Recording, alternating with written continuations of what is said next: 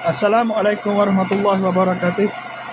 Berjumpa lagi kita dengan channel saya. Hari ini 12 hari Khamis 12 Disember 2024 Masihi bersama dengan 10 Jamadah awal Jamadah akhir 1446 Hijriah. Pada tadi saya keluar ke kedai fikri ada pukul 10 malam. Lepas tu macam biasalah balik nak internet sampai ke pukul 1 malam, 1 pagi. Lepas tu saya balik rumah dari pukul 1.30 malam. Gak dia? Lepas tu saya balik ke pukul malam pukul 1.30, pada 1.30. Di sana pun dah 50 je lah. 5.52. 5.52. Saya balik pukul alamak. Buat video ni dah 5.52. Nak tanya balik ke 1.30. 1.30 pagi, 3 lah.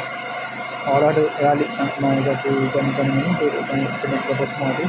Itu biasa suasana kedai kan, dapat ni corona orang biar kan buat balik ke. Lepas tu kau balik ke rumah tu tak nak tidur, memang tak nak tidur. Mana tak tidur, balik main internet pada semua. Tidur tak tidur, tidur setengah pagi cuma tidur tapi tak tidur. Lepas tu tak tidur sudah. Lepas tu apa? Ganda tu dah setengah mai subuh, kemudian 7.30 baru tidur. Baru boleh tidur malam. Tidur tu dah pula dalam pukul 2.50 pagi. Bangun tu barulah makan nasi dah. Makan sarapan dengan tengah hari sekaligus dah. Lepas tu ada tu koyoknya. Lepas tu ubi parut kemarin Mesti ada malek mesti ada pula. Ubi kayu malek mesen dah. Parut halus-halus tu. Lepas tu hari ni mesennya ambil satu untuk buat lepeng ubi kayu lah. Lepeng ubi kayu dengan nyo tu. Pesta dengan nyo. Lepas tu bangun pula dah. Lepas tu semaya dahulu tadi dah 3.30. Bangun tu terus makan tu terus kat parutnya lah. 2.40 rasa bang dah. Pasal lama. Dah 2.40. Mai agak-agak gitu lah.